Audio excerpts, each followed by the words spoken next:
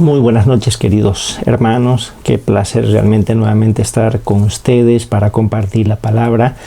Les pido por favor que me puedan acompañar en unas palabras de oración para poder pedir al Señor su dirección. Oremos, por favor.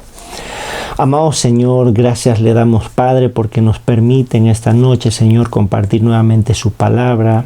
Gracias, Señor, porque usted nos ayuda, nos guía. Y en esta noche queremos pedirle nuevamente, Padre, que su obrar en nuestros corazones. Dejamos este tiempo en sus preciosas manos. En el nombre de Cristo Jesús oramos. Amén. Muy bien, estamos todavía en el capítulo 1 del libro de Apocalipsis. Ahí vamos avanzando poco a poquito. Habíamos visto la anterior semana del versículo 4 al versículo 6 y vimos que Juan nuevamente se menciona como el remitente. Va también a decir quiénes son los destinatarios, las 7 iglesias, y va a dar el saludo acostumbrado en ese tiempo, gracia y paz, ¿no? El apóstol estaba pidiendo eso para estas iglesias. En primer lugar, de parte, dice, de Dios el Padre. Esta bendición, esta paz, esta gracia viene de Él, pero también de los 7 espíritus que eran figura del Espíritu Santo, de la plenitud, de la perfección de la tercera persona de la Trinidad. Y finalmente va a mencionar que esta gracia y paz también proceden del Hijo, a quien le va a dar 3 cualidades, y va a decir que Él es, en primer lugar, el testigo fiel, casi se me va, pero el testigo fiel, el que es veraz, el que es confiable, el que no defrauda, pero también es el primogénito de entre los muertos, este que resucitó, que volvió a la vida para nunca más morir, el que venció a la muerte, como dice el Salmos, suelto los dolores de la muerte por cuanto era imposible ser retenido por ella, el que no solamente tiene vida en sí mismo, sino que puede dar vida también a otros, puede dar vida a usted, me puede dar vida a mí, ya me ha dado por la fe que he depositado en el Señor Jesús, y también puede hacer lo mismo con su persona. Pero también dice el soberano entre los reyes. El apóstol Pablo ya dijo, ¿verdad?, que le fue dado un nombre que es sobre todo nombre, para que el nombre de Jesús se doble toda rodilla. Él tiene ya la autoridad. No está ejerciendo ya su reino en este tiempo, ¿verdad? Pero lo establecerá sin duda, ese reino donde Él regirá, dice, con vara de hierro a las naciones. Pero también continúa diciendo que nos amó y nos lavó de nuestros pecados con su sangre. Y qué preciosa verdad. Él realmente nos amó, nos ama y nos amará perpetuamente. Por amor se entregó. Dios muestra su amor para con nosotros en que, siendo aún pecadores, Cristo murió por nosotros, pero nos lavó de nuestros pecados con su sangre, como de un cordero sin mancha y contaminación, diría el apóstol Pedro. Y qué bendición, ¿verdad? Y finaliza, bueno, diciendo que a Él sea por las edades de las edades la gloria, ¿verdad? Pero el apóstol Juan va a llamar nuestra atención con la siguiente frase. El versículo 7 dice, he aquí. Y es para que nosotros podamos prestar atención a lo que se va a anunciar, que es un evento extraordinario. Dice que viene con las nubes. La segunda venida del Señor es lo que se va a anunciar. Y el apóstol va a vincular esta segunda venida con las nubes. Recordemos que en el Antiguo Testamento eran figura o eran símbolo de la presencia del Señor y de su gloria. Cuando el pueblo de Israel salió de la esclavitud en Egipto, Él dice que iba con ellos. Vamos a leerlo por favor en Éxodo capítulo 13, el versículo 21 dice, y Jehová iba delante de ellos de día en una columna de nube para guiarlos por el camino. Y ahí estaba la presencia de Dios con ellos, para guiarlos en su huida, ¿verdad?, de la esclavitud de Egipto. Pero vemos un poco más adelante en el capítulo 16 del mismo libro, el versículo 10, y hablando Aarón a toda la congregación de los hijos de Israel, miraron hacia el desierto, y he aquí la gloria de Jehová apareció en la nube. Dios se manifestaba así en medio de una luz potente, incandescente, conocida como la nube de gloria o la Shekinah. Y Dios se manifestaba de esta manera. El profeta Daniel ya había anunciado esto, la venida del Señor, ¿no? Con relación a las nubes. Dice Daniel 7, el versículo 13, miraba yo en la visión de la noche, y he aquí con las nubes del cielo venía uno como un hijo de hombre. Las nubes. El Señor Jesús de la misma manera hará esta relación, su venida en gloria con la venida en las nubes. Vemos en Mateo capítulo 16, el versículo 27, porque el Hijo del Hombre vendrá en la gloria de su Padre con sus ángeles, y entonces pagará a cada uno conforme a sus obras. Pero Él vendría en gloria, ya no vendría como en su primera venida, en su humillación, como un bebé, el hijo de un carpintero, al que golpearon, al que azotaron, ¿verdad? No, ahora está viniendo en gloria. Cuando él está siendo interrogado en la casa de Anás por el sumo sacerdote, el Señor Jesús le dice algo. Bueno, más Jesús callaba, dice en primer lugar.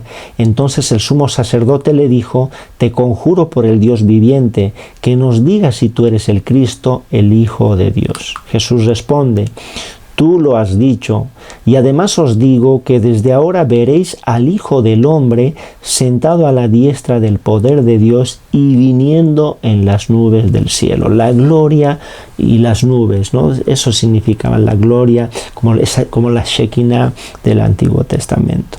Un ejemplo más, si podemos ver en esta historia maravillosa en Hechos 1, 9, 11, el Señor ya les había dicho que recibirían poder sobre ellos cuando el Espíritu Santo vendría, y les serían testigos, ¿verdad?, en Jerusalén, Judea y hasta lo último de la tierra. Pero luego Él es llevado al cielo, es la ascensión del Hijo de Dios, y una nube, dice, le cubre, ¿no? Hay un pasaje que si me permiten leerlo, dice: habiendo dicho estas cosas, viéndolo ellos, fue alzado, y le recibió una nube que le ocultó de sus ojos. Y estando ellos con los ojos puestos en el cielo, entre tanto que él se iba, he aquí se pusieron junto a ellos dos varones con vestiduras blancas, los cuales también les dijeron: varones Galileos, ¿por qué estáis mirando al cielo? Este mismo Jesús que ha sido tomado de vosotros al cielo, así vendrá como le habéis visto ir al cielo. Lo cierto es que el Señor vendrá inmediatamente, será inevitable, pero Él vendrá con su gloria, vendrá con las nubes, que no serán las nubes que vemos, las nubes comunes en el firmamento, serán nubes de gloria, ¿verdad?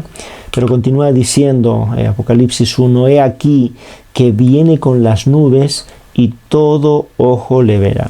Y creo que esta frase es muy interesante para poder diferenciar el rapto con la segunda venida del Señor. El rapto cuando la iglesia de Dios sea trasladada a la presencia de Él. Ese evento tendrá lugar primero, antes de la gran tribulación. La segunda venida será al final de la gran tribulación. Pero en el rapto, solamente los que hemos confiado en Cristo como nuestro Salvador, los creyentes, podremos verle. Pero en la segunda venida dice: todo ojo le verá. Nosotros los creyentes, dice, nos reuniremos con el Señor. El Señor no pisará la tierra en el rapto, solamente estará en el aire. Por eso no se considera como una segunda venida. La primera venida fue cuando vino como un bebé de la Virgen María, estuvo acá en la tierra. La segunda venida también vendrá a un lugar, pero en la primera, dice el apóstol Pablo, que los muertos en Cristo resucitarán primero, luego nosotros, los que ya hemos quedado, seremos arrebatados juntamente con ellos, dicen, las nubes, para recibir al Señor en el aire, y así siempre estaremos con el Señor. Pero en la segunda venida Él vendrá, dice las Escrituras, que reunirá a todos los reyes en el Armagedón, ¿no? Este valle que es el valle de Megiddo, en hebreo. Será en este lugar, es un monte en realidad Megiddo, y el valle es el valle de Jezreel. Aquí podemos verlo en el mapa. Megiddo se encontraba a unos 90 kilómetros de Jerusalén. Tenemos acá una imagen, si ustedes pueden apreciar, es un video que ha sido tomado justamente del monte de Megiddo, y todo ese valle que podemos apreciar ahí, toda esa planicie, es justamente el valle de Jezreel, y dice las Escrituras que posiblemente ahí es que llegue el Señor, y en ese momento dice: todo ojo le verá. Ahora no podemos imaginar cómo será este evento, ¿verdad? Que todo el mundo pueda ver al Señor en el mismo momento.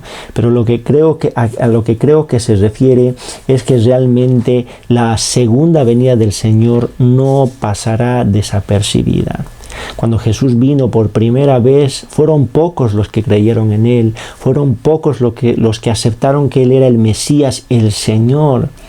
En la segunda venida, en su venida en gloria, será evidente para el mundo entero que el que está viniendo es el Rey de Reyes y Señor de Señores. Y así será la segunda venida del Señor, ¿no? Pero continúa diciendo el pasaje que vemos: he aquí que viene con las nubes y todo ojo le verá y los que le traspasaron. ¿A quiénes se está refiriendo Juan al decir los que le traspasaron? Fueron los que literalmente hicieron esto en las manos del Señor, en los pies, con clavos romanos de 15 centímetros, se está refiriendo a ellos, o también los que participaron en esto intelectualmente, como el poder judicial de Roma, representado por Pilato. Él fue el que dictó la sentencia y condenó al Señor. Pero vamos a ver algunos versículos que nos van a hacer dar cuenta a quién se está refiriendo cuando dice y los que le traspasaron. Todo ojo le verá, y tal vez se especifica y los que le traspasaron. Zacarías 12 ya había dado una profecía acerca de eso en el versículo 10. Y derramaré sobre la casa de David y sobre los moradores de Jerusalén espíritu de gracia y de oración, y mirarán a mí, dice, a quien traspasaron. ¿Quiénes? La casa de David, los moradores de Jerusalén, los judíos. El apóstol Pedro ya había hecho esta declaración, había denunciado esto y había dicho: ustedes mataron al Señor. Veamos por favor Hechos 2.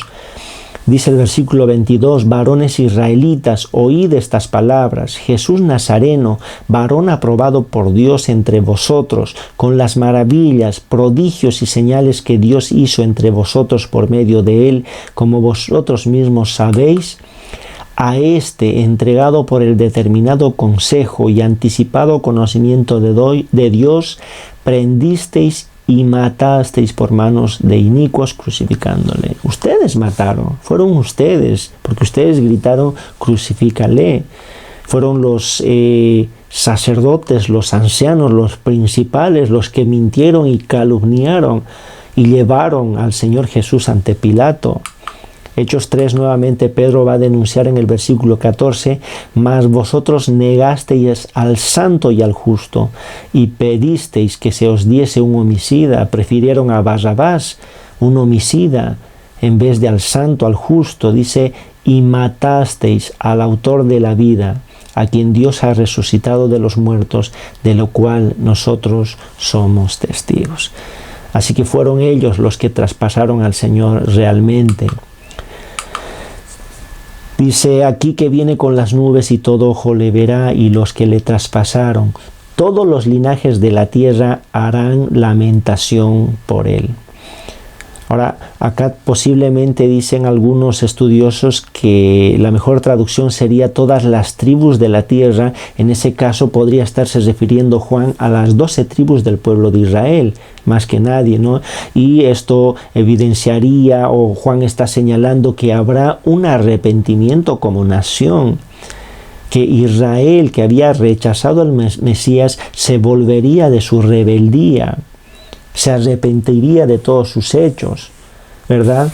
Y eso tendría que ser así, porque hay muchas profecías que corroboran esto, que habría un arrepentimiento del pueblo de Israel. Dice Isaías 59, ¿verdad? Se tendría que cumplir esta profecía, el versículo 20, y vendrá el Redentor a Sión y a los que se volvieren de la iniquidad en Jacob, dice esto Jehová. El pueblo de Israel realmente, por su incredulidad, por su rechazo a Cristo, ellos como que están adormecidos, como que no entienden muchas cosas. El apóstol Pablo mismo lo dijo allá en 2 Corintios, el capítulo 3, versículo 14, pero el entendimiento, dice, de ellos se embotó. No pueden comprender bien, porque aún hasta el día de hoy, cuando leen el antiguo pacto, queda el mismo velo no descubierto, el cual Cristo puede quitar. Y aún hasta el día de hoy, cuando se lee a Moisés, el velo está puesto sobre el corazón de ellos. Pero cuando se conviertan al Señor, el velo se quitará.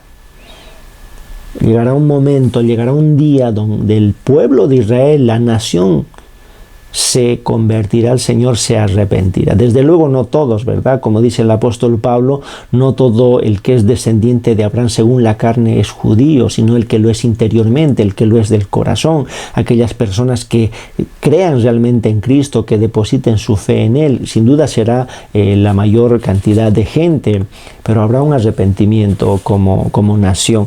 Pero también, ¿no? Si esta frase se está refiriendo a todas las naciones en verdad del mundo, esta lamentación que ellos sienten no es producto del arrepentimiento. Algunos pasajes, si podemos leer en Apocalipsis 14, versículo 6, dice: vi volar por en medio del cielo a otro ángel que tenía el evangelio eterno para predicarlo a los moradores de la tierra, a toda nación, tribu, lengua y pueblo. Dice otro versículo: de su boca sale una espada aguda para herir con ella a las naciones. Entonces, por las referencias acá, dice Elvis Carballosa, que no se está refiriendo simplemente al pueblo judío, sino a todos los pueblos de la nación. Y el lamento que ellos están experimentando es simplemente por el terror al castigo que se les avecina, por la culpabilidad de haber rechazado al Mesías, al Señor Jesús. Apocalipsis 9, el versículo 20 dice: y los otros hombres que no fueron muertos con estas plagas, ni aun así se arrepintieron de las obras de sus manos, ni dejaron de adorar a los demonios y a las imágenes de oro, de plata, de bronce, de piedra y de madera, las cuales no pueden ver, ni oír, ni andar. Nuevamente dice acá el versículo 21: y no se arrepintieron de sus homicidios, ni de sus hechicerías, ni de su fornicación, ni de sus hurtos. Triste, ¿verdad? Pero no habrá oportunidad en este tiempo para el arrepentimiento. Es más, el corazón de ellos ya se ha endurecido. Dice, a pesar de que sufrieron las plagas que están en este libro, ellos no se arrepintieron de sus pecados. Entonces, realmente estos lamentos simplemente es por el temor al castigo que les viene. Perdieron la oportunidad de ser salvos, de tener la vida eterna, y ese daño es irreparable. ¿No? Continúa diciendo, aquí que viene con las nubes: todo ojo le verá a los que le traspasaron, y todos los linajes de la tierra harán lamentación por él. Sí, amén. ¿No? Y el apóstol Juan va a terminar, ¿no?, con una ratificación absoluta, con este sí, pero a la misma vez con amén. Y va a decir: sí, así sea, que venga el Señor para cumplir, para establecer su reino, para enviar sus juicios, así sea. Pero continuamos con el versículo 8, es el último versículo que vamos a compartir tal vez esta noche, y dice: yo soy el alfa y la omega, principio y fin, dice el Señor. Y sabemos que alfa es la primera letra del alfabeto griego y omega la última, principio y fin. Pero es interesante pensar en que las 26 o 27 letras que forman parte de este alfabeto griego pueden utilizarse en combinaciones casi infinitas para poder expresar todo el conocimiento que uno pueda tener. Entonces, lo que esta frase está expresando en realidad es eternidad, infinitud y ser completo, ¿no? Y sin duda todo esto hace referencia a Dios, ¿no? Ahora la pregunta es, ¿a quién está diciendo esto? ¿Quién está diciendo yo soy el alfa y el omega, el principio y fin, dice el Señor? ¿Dios el Padre? ¿Dios el Hijo? Creo que evidentemente esta descripción viene como para el Padre y para el Hijo. Se puede utilizar indistintamente, porque ellos son, ¿verdad?, eternos, infinitos, y realmente ellos son completos. Y Y va a haber muchos versículos a lo largo de Apocalipsis que esta frase a veces se va a referir a Dios el Hijo y a veces a Dios el Padre. Pero al parecer acá se está refiriendo un poquito más al Padre, porque dirá el que es, el que era y el que ha de venir. Y habíamos visto esto que hacía referencia al Padre cuando hablábamos de gracia y paz a vosotros, ¿verdad? Y decía del que es, del que era y el que ha de venir. Pero también, nuevamente, ¿verdad?, al Señor Jesús, porque Él es, Él era y Él ha de venir. Y la siguiente frase dice, el Todopoderoso. Y tanto el Padre como el Hijo sin duda tienen todo el poder, son omnipotentes. Ellos estuvieron en la creación ambos. El Señor decía, sea la luz, y bueno, era la luz, no dijo sea la luz, y la luz aparecía de la nada. Pero también sabemos que, dice Colosenses 1:16, que todo fue creado por medio de Él y para Él. Sean tronos, sean principados, sean potestades, cosas invisibles, invisibles, todo fue creado por medio de Él y para Él. Vimos a Jesús levantar muertos, sanar cojos, ciegos, enfermos. Vimos calmar la tempestad. Él tenía todo el poder. Así que tanto Dios el Padre, Dios el Hijo pueden cabalmente ser propietarios de esta descripción. El alfa, el omega, el principio y fin, el que es, el que era, el que ha de venir, el Todopoderoso. Él es el Todopoderoso y Él vendrá un día para establecer su reino y mandará los juicios que está describiendo en este libro. Dice las Escrituras que Él enviará muchas plagas.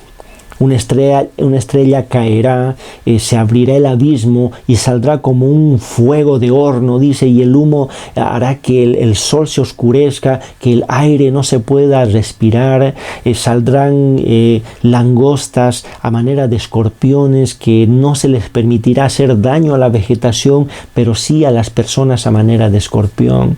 Pero sin matarlas, la gente deseará morir, dice, pero la muerte no vendrá a ellos. La tercera parte de la humanidad morirá. Pero es triste cuando dice que los que quedaron, dice la palabra del Señor, y los otros hombres que no fueron muertos con estas plagas, ni aún así se arrepintieron de las obras de sus manos, ni dejaron de adorar a los demonios, permanecer en sus pecados. Ni así. El corazón de ellos se endureció tanto a pesar de que vieron esas plagas que no se arrepintieron. La pregunta es, ¿usted estará dentro de este grupo? Si está vivo en ese tiempo, ¿verdad? ¿Se endurecerá más su corazón? ¿Está duro su corazón en este momento? Quiero decirle que hoy es el día de salvación. Si bien fueron los judíos los que prácticamente traspasaron al Señor, en un sentido creo que usted y yo también traspasamos a Cristo, porque Él llevó sus pecados y mis pecados, y somos responsables de la muerte de Cristo. Creo que es tiempo de pedir perdón a Dios por esos pecados, y pedirle perdón porque mis pecados hicieron posible que Cristo muera de esa manera. Si usted cree eso, ¿por qué no ora a Dios en esta noche y le dice, Dios, perdóname por favor? Soy responsable de la muerte de Cristo. Mis pecados llevaron a Cristo a la cruz. Quiero pedirle perdón, me arrepiento de ellos, estoy dispuesto a dejarlos. Y quiero pedirle salvación. Líbreme, Señor, de la ira venidera. Y sin duda el Señor lo va a hacer. Gracias, queridos jóvenes, queridos hermanos, por su atención. Que Dios les bendiga. Hasta otra oportunidad.